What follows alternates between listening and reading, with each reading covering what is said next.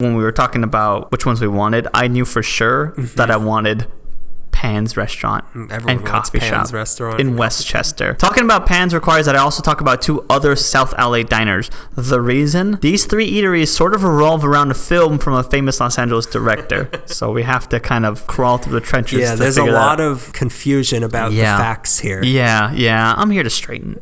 I'm here to straighten you all out. The straightener's here. The guy who was wrong on the couple podcasts. Greg's Straighten It Out Corner, a new feature on LA Meekly. It's just me pacing back and forth and looking menacingly at the mic. You know what's wrong with you? You know what's wrong? Here's the problem with America these days. Mr. Magoo. First, let's talk about the architects who designed these eateries. The famous Santa Monica firm Arme and Davis, which was comprised of architects Louis Arme and Aldon Davis. These 2 would really help define the LA Googie style, even though they didn't invent it. Lautner did, but they got stuck with the title and they weren't too happy about that. They had an associate that I'll talk about later, his name was Victor Newlove, and he was like, I don't know, like we didn't invent it, but they kept calling it, and like he was kind of upset. He didn't talk like that though. He doesn't talk like that. His voice doesn't come through very well in a textbook.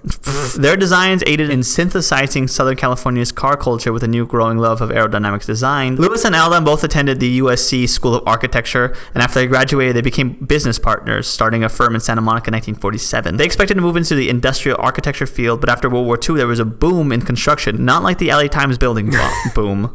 This is a good kind. They began designing structures that included churches, banks, bowling alleys, country clubs, and nurseries. Together, Arme and Davis designed over 4,000 buildings across Southern California. God. Their driving motive... money.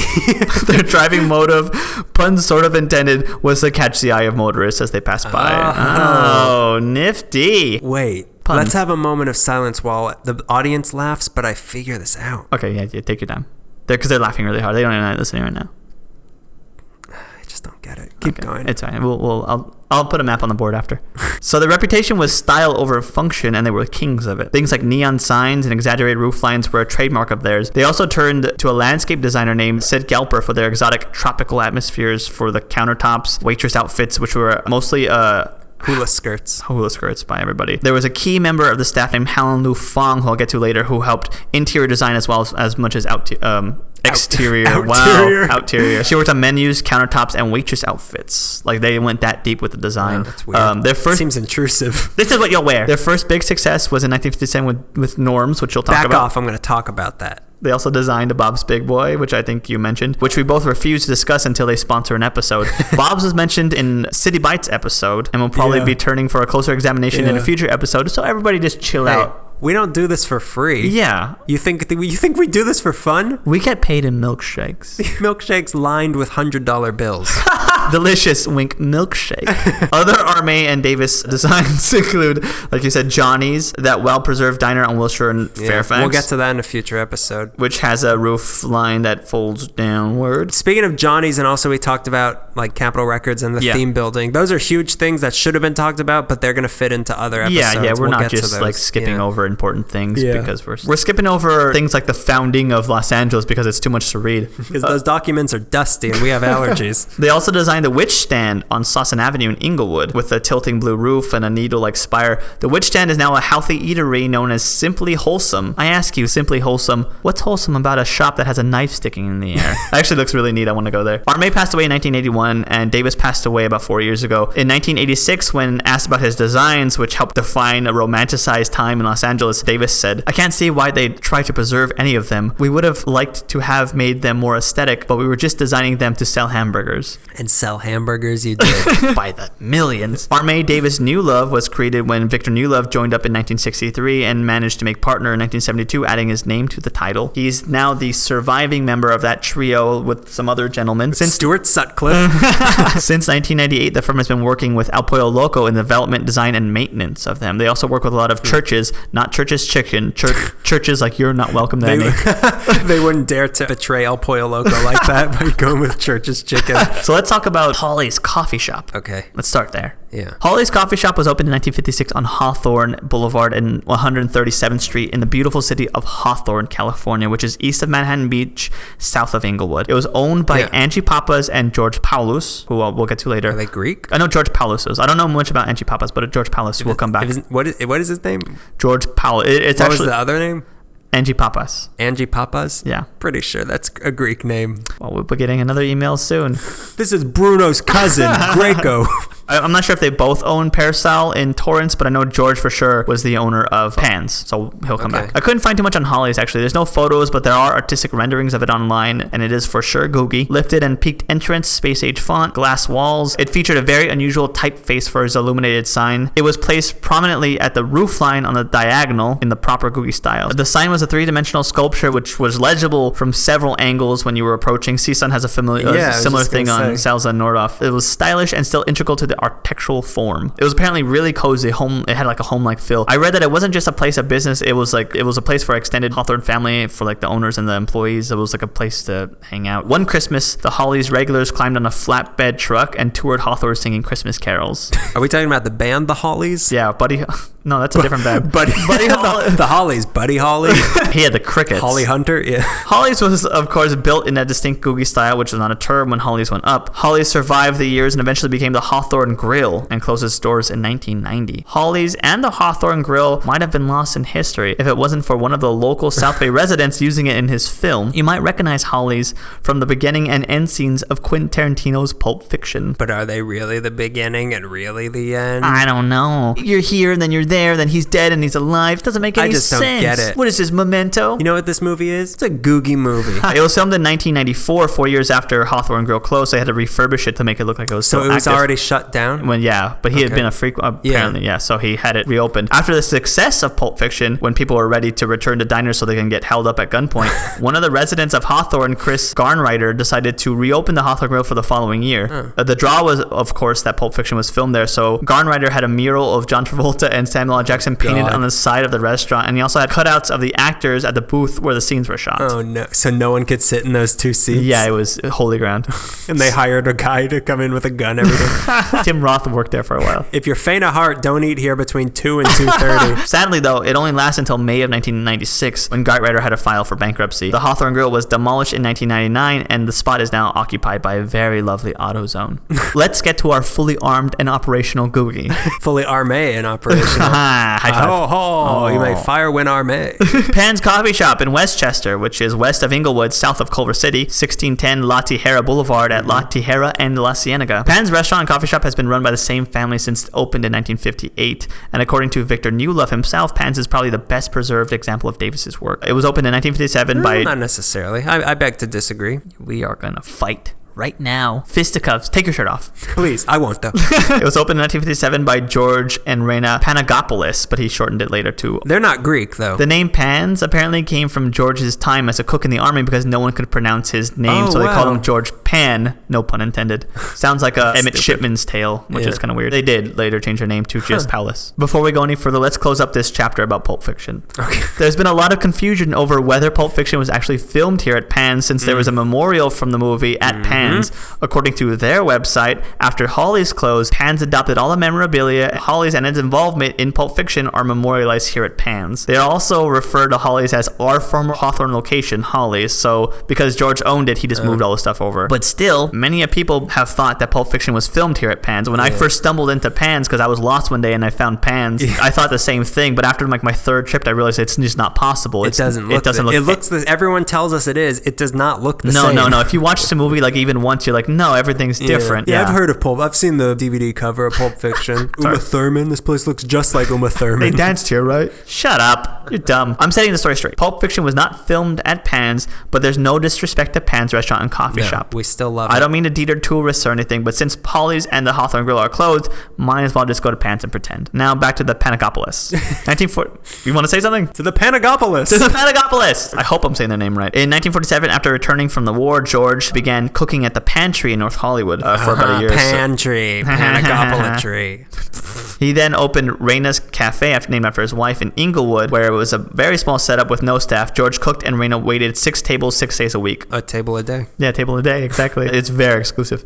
Early in the 50s, George began to figure out how to manage a full-size restaurant while working at the Yum Burger on Manchester Boulevard, which of course led to him and Reina opening Pann's Coffee Shop in 1958. And since the Googie wave was sweeping diners and coffee shops across Southern California, George and Reina wanted to have their own spectacular designed, futuristic diner to catch the eyes of people coming in and out of LAX. Coffee shop. not diner. Coffee shop. You forget yourself. The design of the building is credited to an Arme and Davis staff designer named, like I said, Howlin' Lu Fong, as well as Davis himself. Fong was an LA native born and raised in Chinatown. Refer to the episode Forget It for more information on Chinatown. Yeah. Hometown hero. She was also a UC Berkeley graduate and a key member of the Arme and Davis staff. Traitor. She was involved heavily with Johnny's Coffee Shop, the Holiday Bowl on Crenshaw Boulevard, and the First Norms. She has also made huge contributions to the interior designs of these places. She was able to make futuristic spaces feel cozy. Like I mentioned before, Fong also worked on employee uniforms as well as the arrangement of counters and overhead soffits, indoor-outdoor planting, scale of the interiors, the banquettes, and the tables, and she was known for her attention to color and detail. Pann's design is beautiful. It's just so much fun. Every time I see it,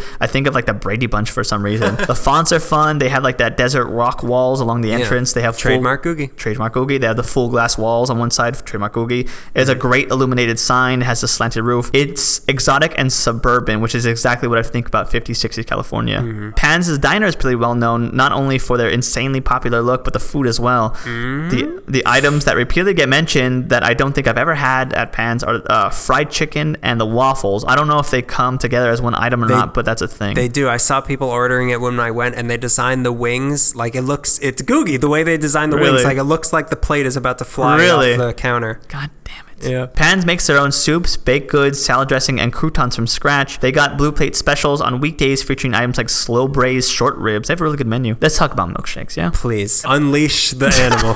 The milkshakes at Pann's feature real ice cream and come in neat concoctions like oatmeal raisin, blueberry blue shake, orange free shake, coffee banana malt, and a peanut butter cup shake. Comments? They're incredible. Tell me more. That's all I have to say. You said that you got a milkshake and an entire tin of extra. Yeah, they give you a cup, a standard milkshake cup. I got a malt. I got a chocolate malt, standard malt cup. Okay, and then they give you the tin, of which I thought they would be like, oh, you could top it off a little bit. There's an entire second serving in that tin. And would you eat a grilled cheese or something? I had grilled cheese with it. Okay. I took a picture. It might be online. The milkshakes are incredible. The malts as well. Proceed. My research department. Pann's is still operated by the... We've got a reporter on the field. He seems to have a slight tummy ache. Stop turning your receipt in. You're not going to get money back. Send it to LA Meekley Corporate. Pann's is still operated by the Panagopoulos family, although they go by Palace now. It has been run by the couple's son Jim since the late 70s and was restored to its gooey glory in 1991. It was named a Los Angeles Historical Cultural Monument and was the proud recipient of the LA Conservancy's Best Example of Classic 50s Coffee Shop Architecture and a LA Magazine's Best of Award winner in food. Although it was not in Pulp Fiction, it was featured in movies like Triple X, Bewitched, and Next. None of which I've seen. It wasn't Pulp Fiction, but it's the sister of Pulp Fiction. Yeah, it's a sister of... It's Jackie Brown. Which one day I would like to just talk about the locations in Jackie Brown. The Jackie Brown episode. Now we're moving on to places that are Googie and in danger at the moment. My endangered one was kind of hard to find just because your endangered one was so endangered that it took up most of the search results. So it was screaming so loudly. The one I found was endangered March of 2014. So I thought, oh, it's been demolished already. I drove by it. It's still up, but I don't know if the fight's still going for it. I don't know the status of it because nothing's been written within the year. So I'm going to talk about it anyways. And it's not fun cartoonish Googie. It is a Lautner building, and I drove by and I kind of took a look at it, and I've been reading articles. It is Googie. It's just not like, whoa, welcome to Edie's. Yeah, it's like Zippos. It's like mature Googies. It's like, oh, right, he's Googie, but that's all right, I guess. He's all right. Googie's dumb, but he's all right. That's what it's like. Bigots. So we're going to talk about the Paul Weston Works Center in Woodland Hills now. The building is at 6530 through 6560 Winnetka Avenue in Woodland Hills. This building was designed by John Lautner in 1979 and had the unfortunate name the Crippled Children's Society Rehabilitation Center, which when I read it, I'm like, I'm not reading that out loud. Not more than once. The purpose of the center is great, but the name is so harsh. At some point, thankfully, they changed the name to the Paul Weston Works Center. Paul Weston was a pianist and composer who worked with Tommy Dorsey in Dinah Shore and eventually was the leader of his own big band. They named it after Weston because... Like Johnny B. Good? Like Johnny B. Good. He's the leader of a big old band. You're stupid. I want to hit you. They named it after Weston because once he retired from the music industry after a long career, he and his wife were active in charities designed to help the developmentally disabled, so they named it after him, which was good because the first name was really hard to say. It's not exactly helping. The building was owned by Ability First, which is a program set out to help people with disabilities. It's been serving special needs individuals and helping them reach their full potential, and it's been assisting them in finding work, matching people with disabilities with work they can do, which is really neat. The Paul Weston Work Center was designed by John Lautner and built by Paul Spear, a general contractor, in 1979. Helena Arahute, who thankfully provided a description of the center online, was also a project architect working for Lautner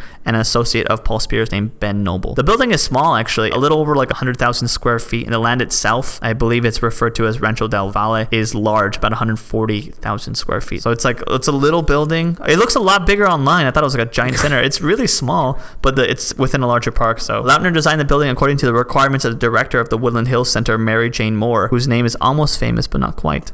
She wanted to be able to view everything that happened from her office without having to use cameras or monitoring TV systems. None of that Big Brother stuff. She wanted to be able to have a glass chamber where she could see everything. I don't want robots watching you. I want to see with my own fleshy eyes. Lautner created a unique design for her. The director's office was at the center of a circular pie-shaped plan. Mm-hmm. This particular design keeps conjuring the word pie to people, which is funny, and I didn't know what they meant until I saw aerial photography. What they mean is slices of pie. Yeah. Not like pizza slices, those are too long. Nice people pie, you know? He can't do anything that isn't involved with something served at a coffee shop.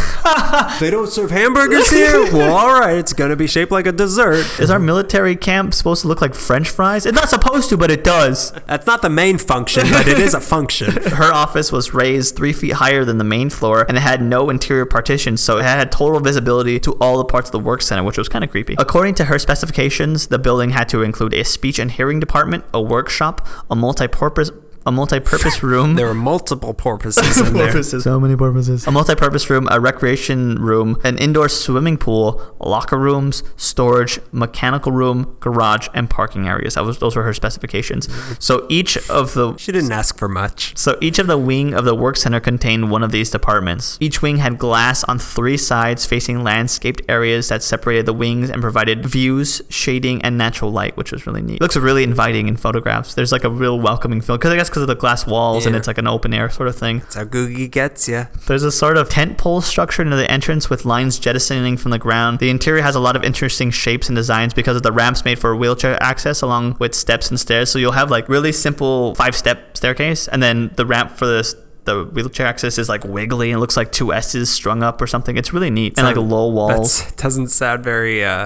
style over function, Daniel. Googie. Style overall. Hail Googie. Hail Googie. But despite the Paul Weston Work Center providing help to many disabled individuals, they sold the building to the Oakmont Senior Living Company a few years ago, and they sought to demolish the Lautner building. And although Survey LA, the LA Historic Resources Survey, identified the building as a potential historical resource eligible for the California Register and for local listings, the project was not referred to the appropriate office, which was the Office of Historic Resources, which was within the LA Planning Department. The Planning Department, not aware of the center's architectural significance, prepared a mitigated negative declaration, which determined that the demolition would not be significant. Great. So they filed the paperwork wrong.